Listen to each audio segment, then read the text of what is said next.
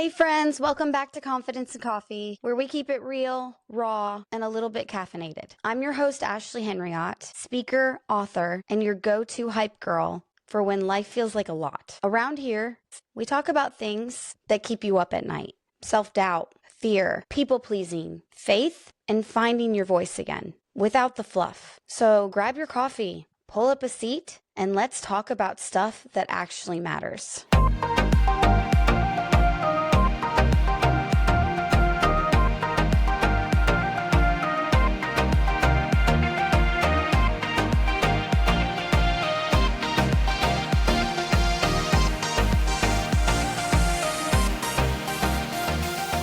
Hey guys, we are here. Part 2. Listen, if you're like, part 2, wait, what? Go catch up and listen to part 1. Also, if you did listen to part 1, don't forget to leave those ratings and reviews. Remember, it's helpful. I am so honored to have been able to sit down and talk to David Alford and Joseph Stam about their new film, Searching for the Elephant. In part 1, we talk about the narrative. We talk about the why. We talk about the redemption of the storyline of that beautiful, powerful project.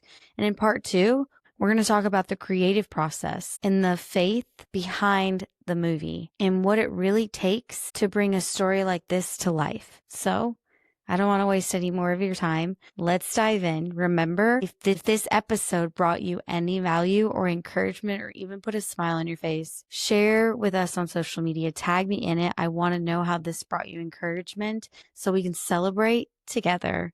Here we go. I'm curious. So now we're going to get real raw. Okay. Yeah. Were there any significant challenges during the production?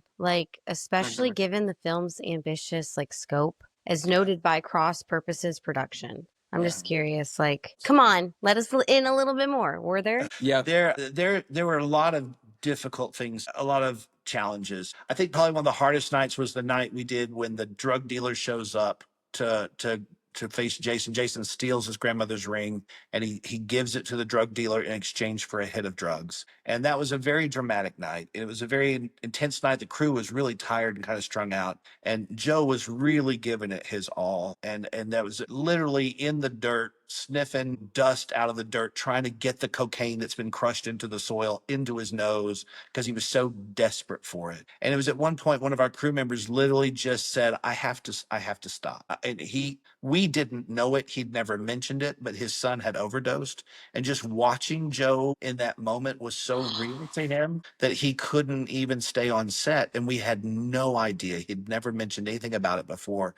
And he had to leave. And it's just, I think for the people who were watching Joe, who knew him as a person, it was so painful to watch him suffer like that. And so it was just a very hard night for everyone to get through. I'm really happy with what we got, but the emotions that were running through the crew that night were real high and people were getting real short with each other. And you could just tell there was just such an agitation on the set. And for this scene to have come out as well as it did, I'm really happy with, but boy, that was probably the hardest scene to get. And it took the most toll on everybody involved of any scene we did in that entire shoot. Especially people who just have family members involved in those situations. And you could tell it was just affecting everyone and everyone was just very emotional. Yeah. And then I think people who are also just close to me, seeing me in that way was just kind of distressing to them. And so, and then for me, when you go through something like that and your body is panicking, intellectually, it's acting, but your body doesn't know it's acting.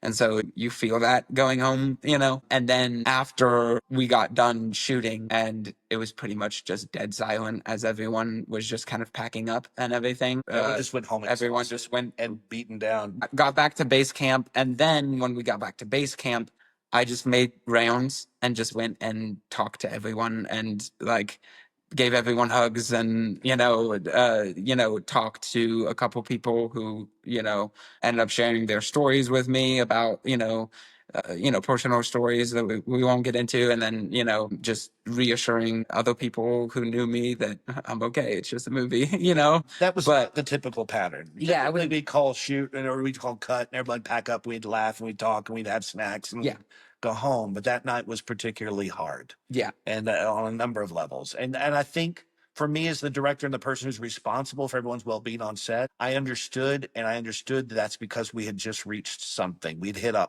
raw spot. And that meant that it's what it needed to be. And that as artists, we have to kind of get to that raw place to achieve something worth having. And as much as it cost everyone, I think the scene's worth it. That's like the sacrifice. Uh-huh. Yeah. That's like the pain is worth the purpose. You know, like that's, I mean, that is being a living sacrifice, is going through those really hard moments, hard feelings, like hard experiences to truly meet someone where they are. That's what I take away from this film, is that there was such intention and raw vulnerability about it that, I mean, I felt seen, right? And I know so many people that struggle with these heavy themes of addiction, and just like how badly I want them to see the film. Because not only are we relating in the dirt with these characters and other people, relating with them, but like we're going, like I just said yesterday, I had an interview yesterday and it was about vulnerability. And we were talking a little bit, and it was about, you know, like I'm so grateful for everything I've been through and the darkness that I had to experience, because I did find my way to the light. And now I have the honor, because of the Lord, to go back into the darkness and navigate others into the same light. And I wouldn't have been able to do that if I didn't go through what I went through. And so it's like, you know, you have to think about, you know, you have these raw moments, you have those really, really hard days. And I can only imagine that this was emotionally exhausting for you. Like I said, Joseph, like I'm just curious, like how you shut, like how would you do something like that? Like, Yeah.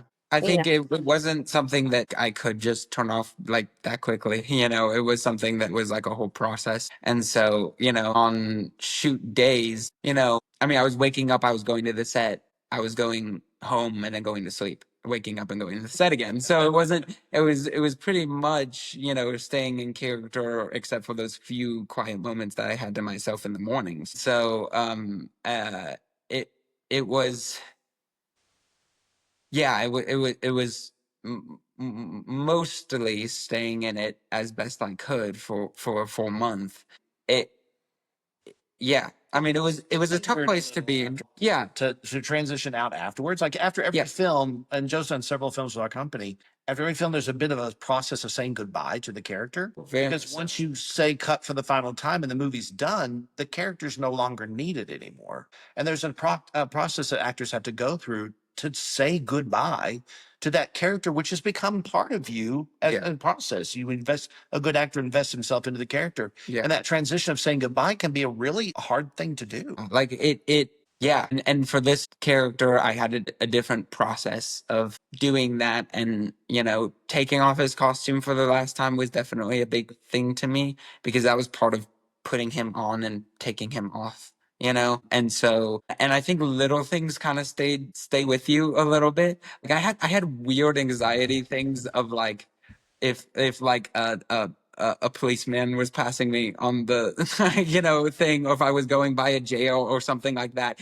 and I knew that wasn't coming from me. I knew that was just coming from my, like, you know, that was coming from like the Jason in me. But like I would have a weird amount of anxiety about it, and I'm like, I know that that's not like my thing. I know that's him. And so you recognize that, and that's little things that stay with you like that you just kind of like are aware of. Little you know. mannerisms or things you'd say. I'm like, well, that was very Jason. I'm Yeah. not sure what exactly. Like for Yeah. weeks after, I'm like, wow, that was a real Jason moment you just gave right there. But you try to, you know, you try to have lines of like when you're in it and when you're not, and it's a very particular headspace, and I knew when I was 100% in it, and I knew when I was 100% not. So there's little things, that little residual things. And then also the thing is that each character from me that I do, Jason included, teaches me something. You know, I'm very protective and defensive of Jason, I think, and I think it meant a lot to me that you said that you empathized with him and that you cared for him a lot, because to me, I thought that he was such a sympathetic person in the script. And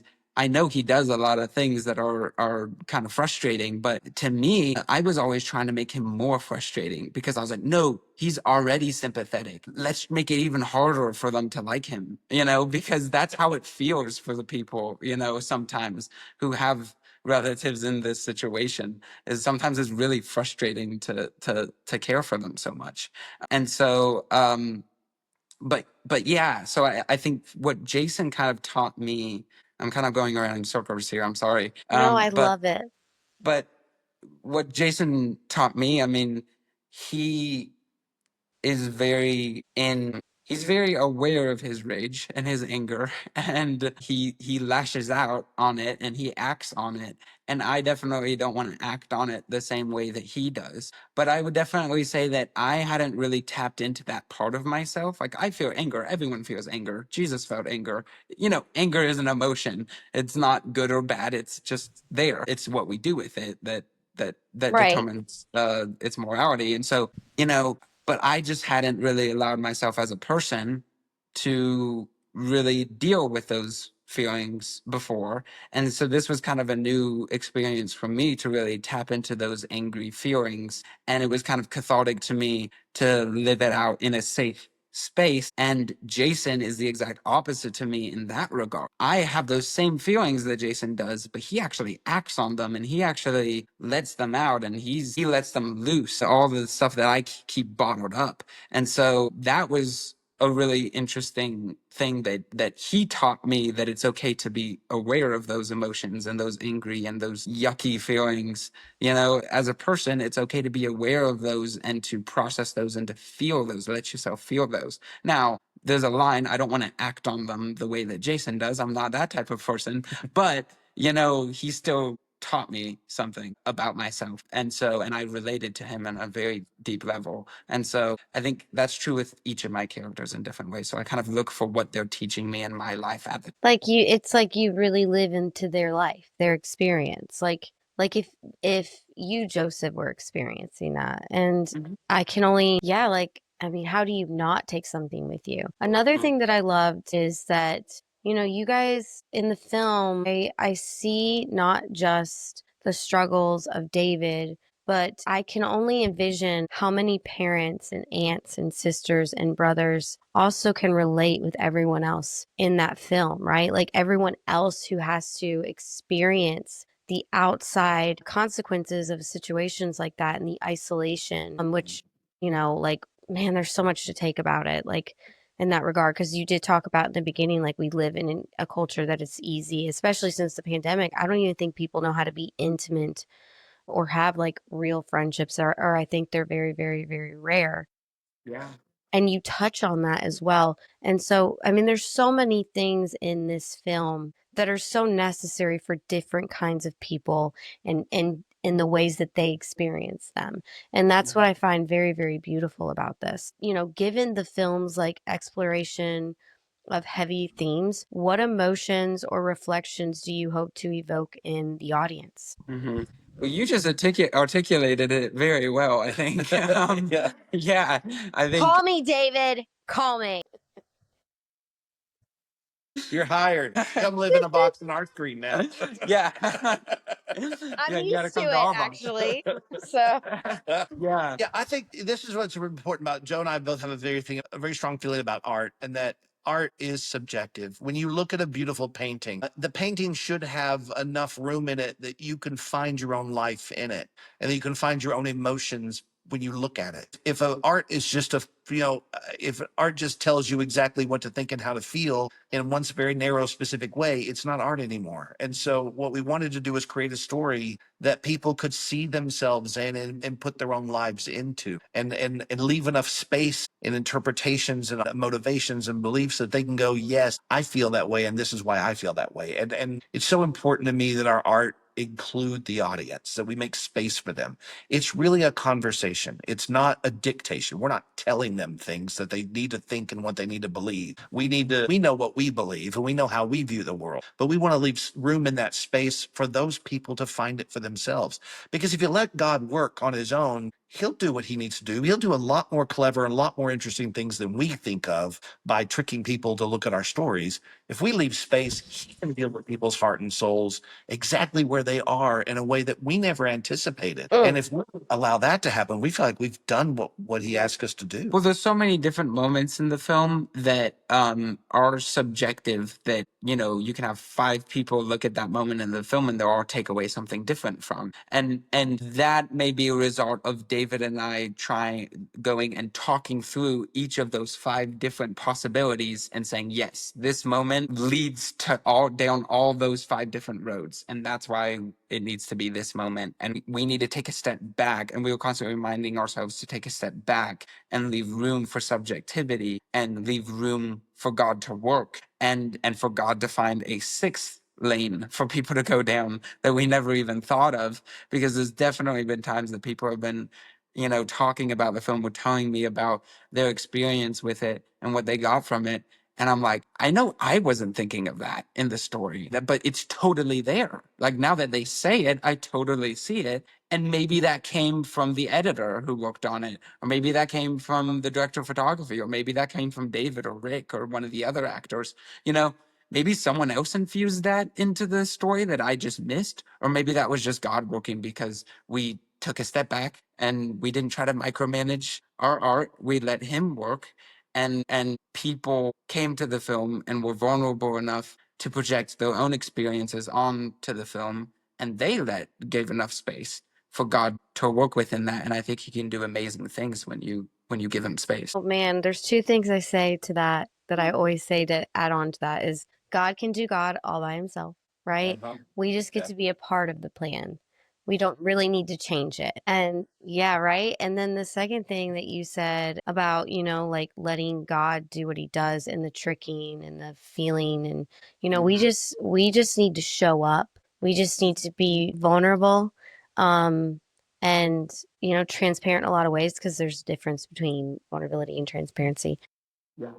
And just be a vessel, like in whatever aspect that is, to serve the Lord, and not worry about so much the outcome, except doing the excellence of like what he's called us to do in that moment. And that definitely comes out in the movie. And I'm curious with that, like, and I think everyone can take something away from this. Everyone in different realms that have ever experienced anything in this dynamic can take something. They can be affirmed, they can be seen, they can be validated. Everyone, I believe strongly, I'm confidently going to say that you're not going to not go see this film and not feel something, not see something about yourself or someone you know, because this is an issue. Like, culturally, we are isolating. There is addiction. There is so many issues that the church needs to be involved in, and we don't need to sugarcoat anything. And we watch films, right? We as a society are all about the videos now. The attention spans are going down as adults. And I think that, God's like, that's not too big for me.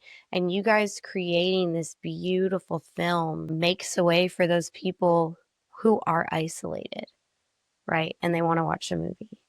Right. Yeah. Like, maybe they're not ready to go out. Maybe we're not going to sit here and like preach and be like, you got to get out there. You got to share the message. But you're genuinely meeting people where they are in this film. Like, and I mean, everyone's going to take something from this and be like, wow, I feel not so alone. And isn't that just simply our job? Like, as Christians, like, is to make people feel like you're not alone. And not only that, not only do I see you because I walked the same thing, but the Lord got me on the other side, and he loves you just the same. And that's the message of hope. And so my next question, because we're running out of time, and I would love to actually do a Q&A with my live if you guys have a little bit more time. If not offended. You can't offend me. Yeah.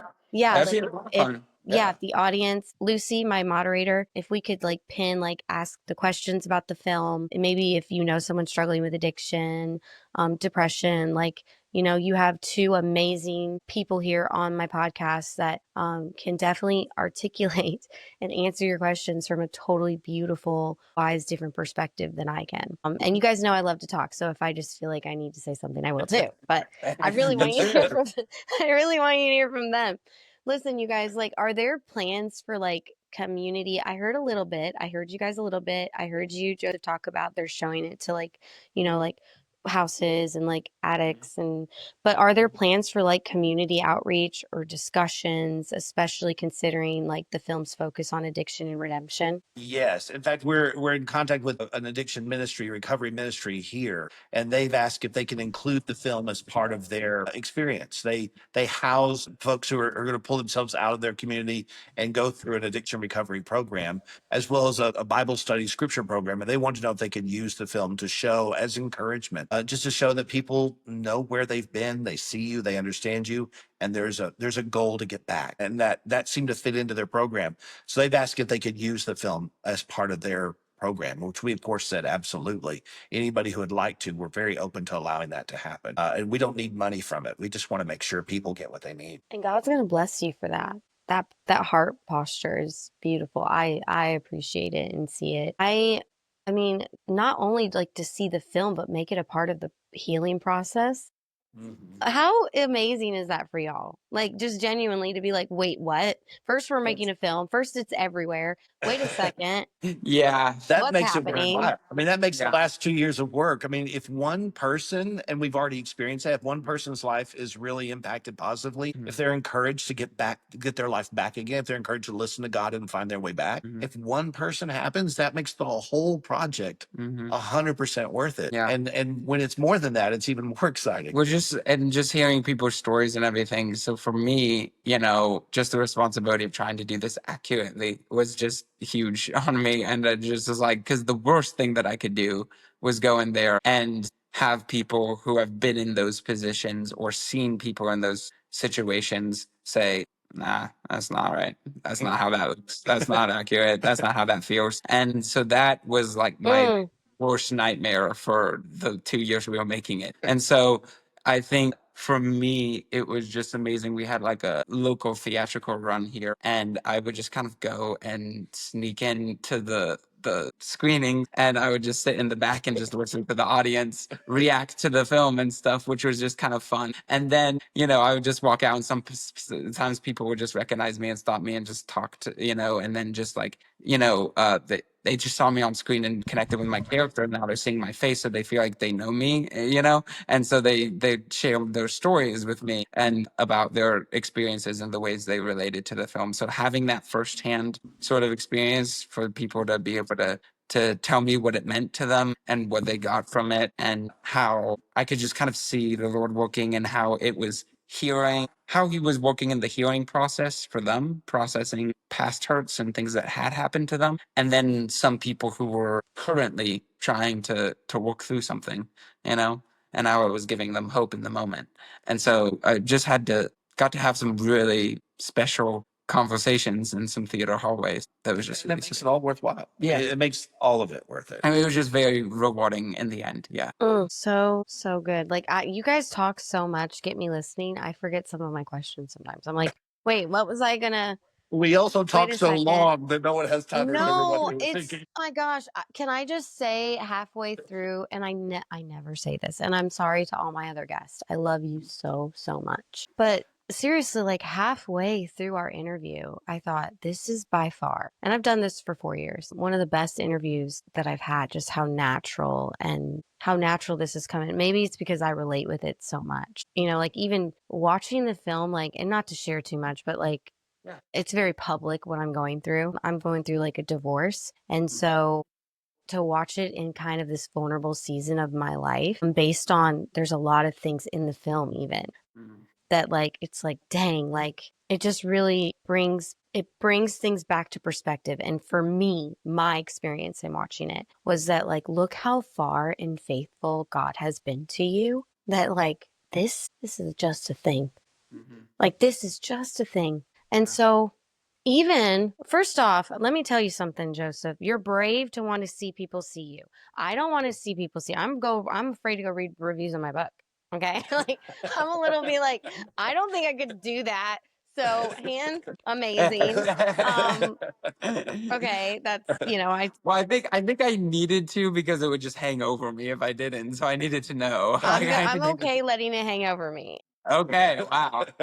I'm kidding. Well, I'm really not. I'm really not kidding. That's more impressive to me. Yeah. No. Yeah. So I just want you to know that, like, even in that realm, like, even if people are like, I can't relate or they can also put things in perspective. Yeah. Yeah. Right?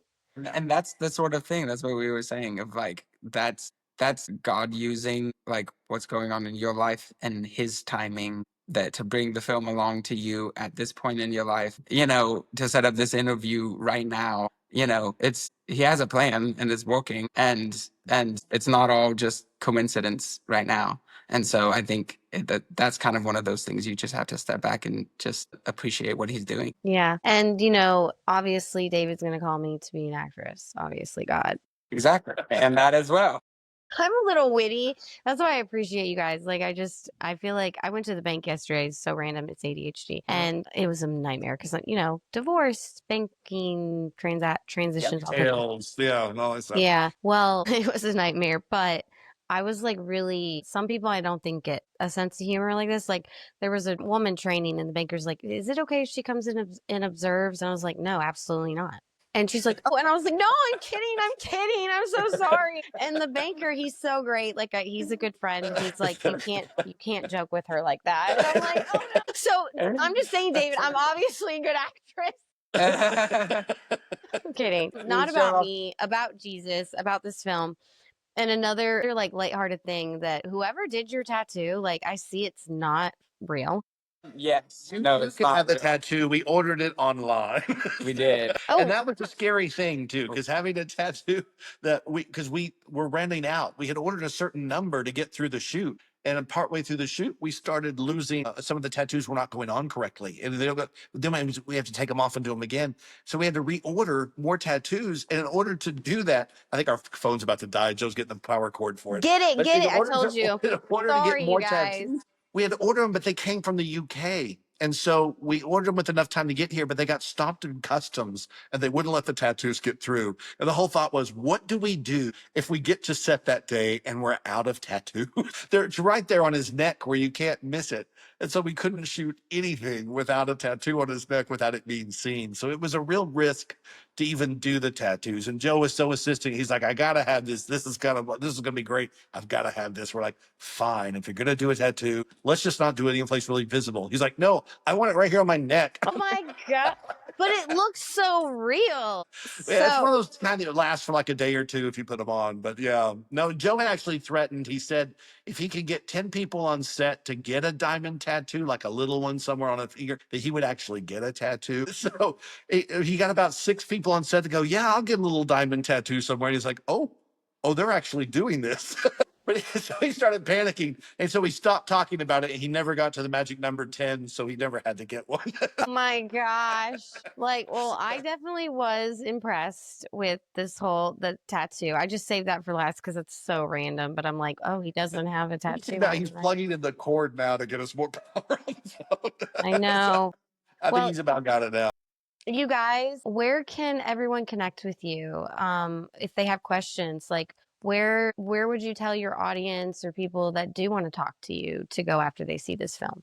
We're available on social medias, and Joe can speak to this better than I can because I'm terrible at keeping up with this stuff. But we're available on Instagram. Hey, welcome back. Where are we? Thank you for the power. We were talking about your tattoo. We're done with that. Oh, you're done with tattoo. Sorry now. But no, we're on Instagram, Facebook. Yeah, we have a website you can contact us through. On our website, it actually links to all of our films. You can click on all of our movies and click on the platforms and get a direct link to the platforms where you can watch all the movies. Because Joe's been in a couple of others, and we always give him the hardest roles we can find.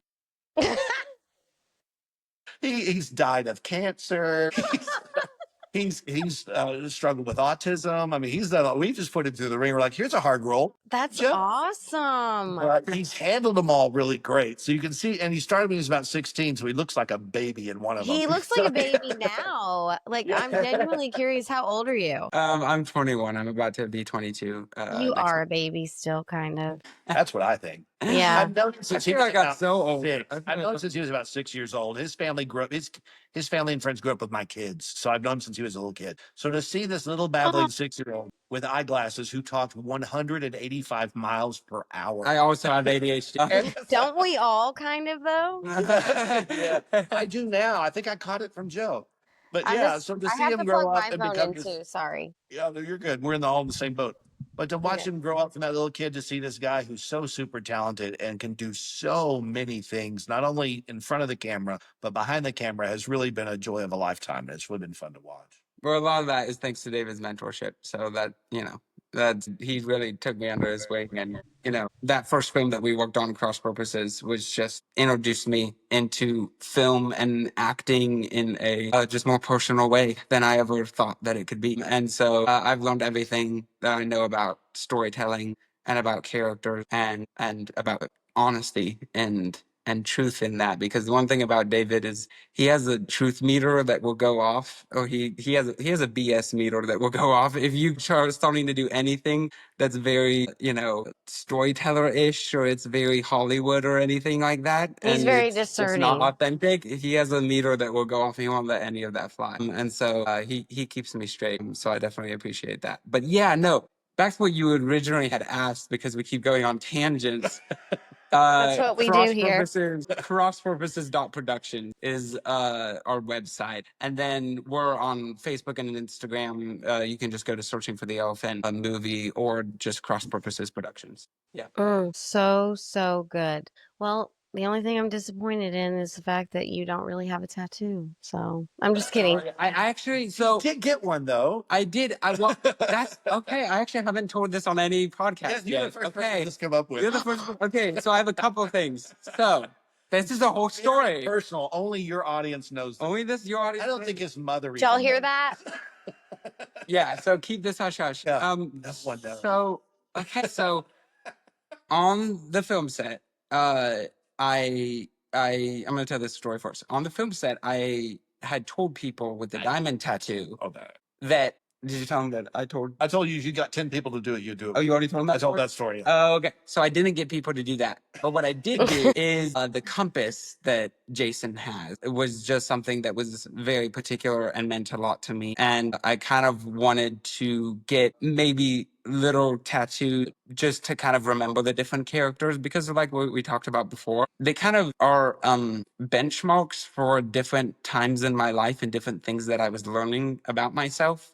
And they've taught me different things, and it's also where I was. Like I remember different films that I did, and I'm like, oh yeah, because that's when I was here and I was with those people, and that's when this happened, and it just kind of like is a nice mark for along my life. So anyway, so I got a compass tattoo on my arm here. I don't know if this won't go up all the way, so I can't show you. It's I got like a compass tattoo right there for Jason, which to kind of carry him with me. So if he has a successful acting career, he'll look like Justin Bieber by the time he's 50. He'll just have it all over the place. I don't know, with every character he's ever played. We'll see if I keep doing that. And I didn't go back and do that for the other characters. There was just something really special about Jason that I just. Sorry, Mom. It was just about Jason. You guys are awesome. And I definitely keep me in mind when you have the visions of more films. Where can we can watch,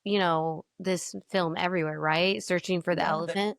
The easiest place to catch it now is on Tubi, because if anybody watched the Super Bowl in January, you had to get the Tubi app to watch it. And I got Searching for the Tubi. I watched Elephant Tubi. is on Tubi, and you can watch it there with commercials. If you don't want commercials, if you want to watch art in its purest form, you can go to Amazon Prime. It's there. It's like I think it's like $1.99, but it's no commercials. So if you want to watch it uninterrupted, that's the place to go to it. And it's on Apple TV, but I think it has commercials on Apple TV as well. Yeah, I saw it on Apple TV. I was going to say, you guys are on Apple TV?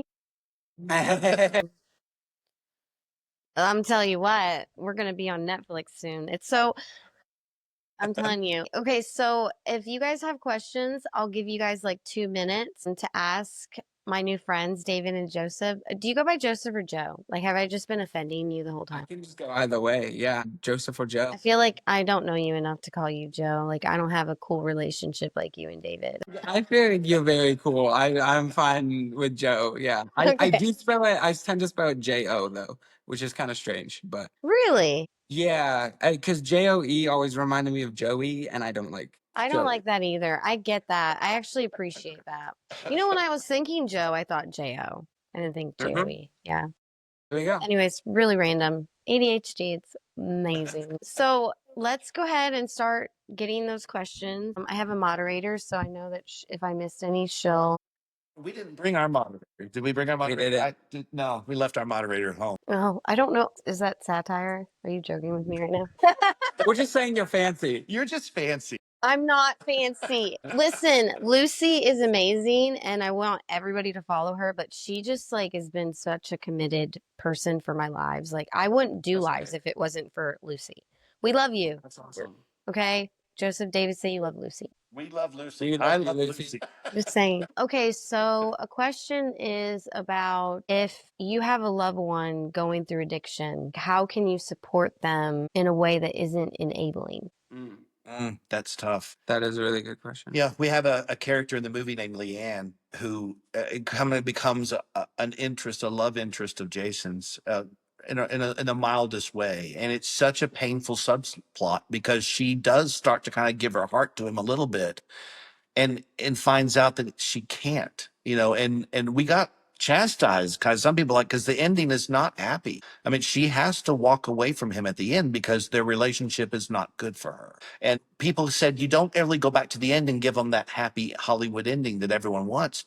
And that's because a lot of times there isn't a Hollywood happy ending for someone who loves someone with addiction. Sometimes the only thing you can do is walk away. Right. And for your own safety, you have to. And for her too, their relationship was built on lies because he wasn't even upfront with her about that, and so there wasn't the relationship wasn't what she thought it was, so she couldn't go back to it because there was nothing to go back to, really. And so yeah, but as far as being able to have that tough love, have that care for someone, but remain firm and have that truth like Shelly does, like Jason's mom does.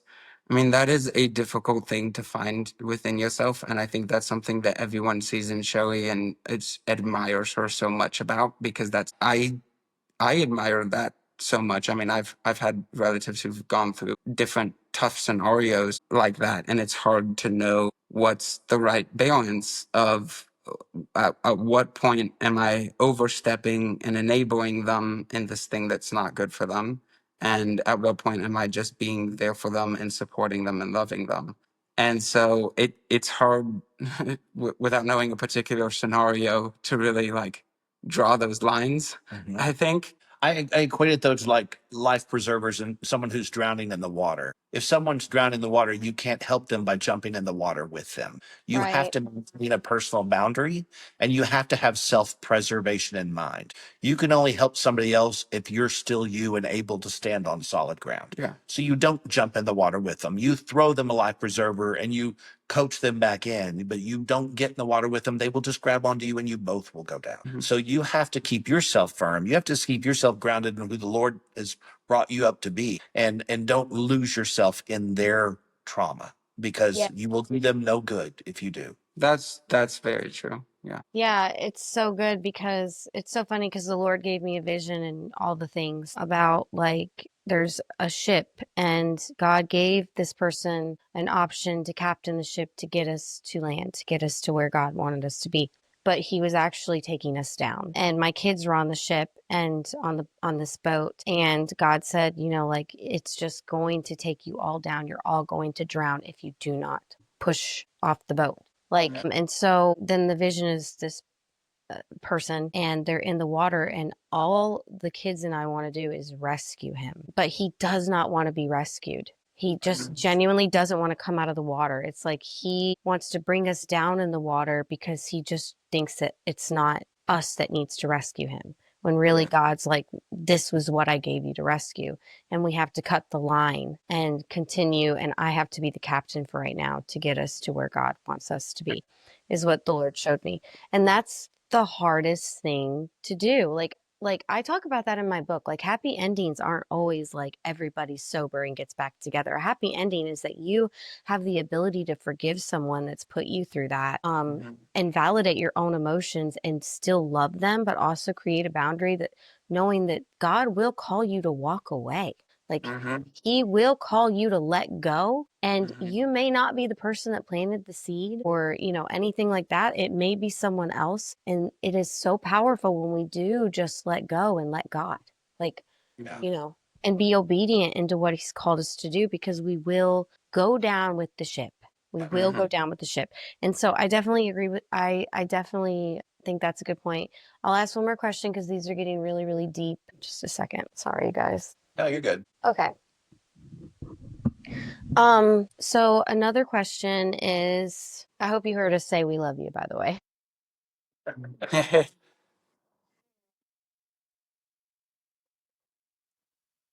Like, how do you know when God wants you to walk away? And how do you truly support somebody in that in marriage? I think what they're talking about is addiction. I'm assuming this is about addiction. Yeah. Yeah, that's a very specific question for a very specific situation. But if you're being hurt mentally and physically, or physically and spiritually, if you're just being hurt by the relationship, it's okay to put physical space between you and the person who's hurting you. It's okay to step away.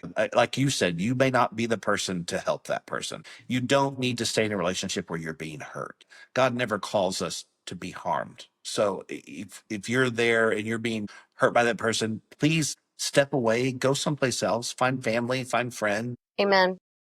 and get away. I mean, you're never going to heal that person by being hurt by them or being their punching bag or being their victim. You're never going to help them that way. By being their victim, you're enabling them to continue on. Yeah. So Well, you so they just added about depression. Like this, they're like, hold on. He stays in his room. He's not really causing me harm, but he's showing signs of depression, and I don't know how to help him. That's tough. And that's kind of what we were dealing with in the story, is that there's so much depression because of isolation. It's that pushing the world away That's Mhm. good. and not letting anyone in. That's where the spiraling comes from. And unfortunately, you can't make someone come to that. You can share with them God's love because he can be in places and he can be in rooms you can't be in. And so you can encourage them with scripture, you can encourage them through prayer, you can encourage them to open up. But once they get into such a tight circle that they're not going to come out, you can't force it. You can't make that happen. But God can reach that room that you can't get to. So you need to really trust in him and get people around you praying for him and people around you looking at reaching out to him. Because there's you, and then obviously reaching out for support to your community around you, to try to help him and those who are isolated. But in the end, all of you are external, and what's happening for them is internal, and God can work in that. And so sometime the best way you can support, that doesn't mean that you're sitting right next to them always. Sometimes that's what that means. But sometimes it means that you're praying for them. Prayers are really powerful, and I don't think we should undermine, the power of prayer. So yourself and your friends and the people around you, that's something that God can use to really make a change within someone, because you can do what you can do, but And you can keep living your life and find joy. And hopefully that spouse will see the joy in your heart and they will want it too. So don't shut your life down because they've shut their lives down. Keep living, keep reaching out, keep having community, keep being with people. Get more people in his life to join you in an effort to help him. Don't try to do it all by yourself. There's power in numbers. There's power in family. There's power in friendship. But don't do it alone. And don't let your life sink down to that level with him. Keep separated. That's important. That's heavy. That's really heavy. I'm sorry you're going through that. yeah. Me too. So you can see the film on Apple TV, Tubi for free, or Amazon. Do you guys get a royalty or commission when they purchase it on Amazon or Apple We TV? do, yeah. That helps us make more movies. So yeah, we So get. yeah, But if you spend the $1.99, we get some of that to put towards future projects. So, and even if you watch it on Tubi, when the commercials go through, we get a little bit of revenue from that too. That also supports our company and our work and allows us to continue making more films. That's really good. You guys, so yes, go purchase it. Let's support this film getting out to others. Like I always say, this is going to be along with the broadcast of Confidence and Coffee on YouTube, where we just got verified. Woohoo! Hey, It wasn't congratulations. even on purpose. I didn't even ask. It's not that serious. So I was like, Hey, that's I awesome, don't know. though. Congratulations. But it's really cool. And then also, you guys, go and subscribe, leave a rating and a review. Let's get the movie out through the podcast. Let's share it with a friend. If you're thinking of a family member that in some way or capacity is struggling, I request that you encourage them with this movie. Just say, hey, pop some popcorn, have some relaxing tea, and turn on this film and be inspired and be validated and be affirmed and be seen, because there is hope in Jesus. Thank you, Joseph and David, for coming on. I think what we're going to do, you guys, is we're going to make this a 2-part series. It's too good that I'm not even going to let you be tempted to turn it off early. I'm just going to cut it in half, to be able to make this something that you truly can take in. And let this be a conversation starter if you've already seen the film, and contact them. They're all over social media. I'll drop everything in the show notes so you guys can connect with them. I know that these are 2 amazing gentlemen that would love to hear your experience and your own story and pray for you. Love you guys. I will see you next time on Confidence and Coffee. Hey, you guys, if this episode hit home, do me a favor. Screenshot it, share it to your stories, and tag me, Ashley Henriott, so I can hype you up. And if you're feeling bold, leave a review. It helps this podcast reach more women who need it. Remember, confidence isn't something we wait for. It's something you build. Keep going, keep growing, and I'll see you next time on Confidence and Coffee right here.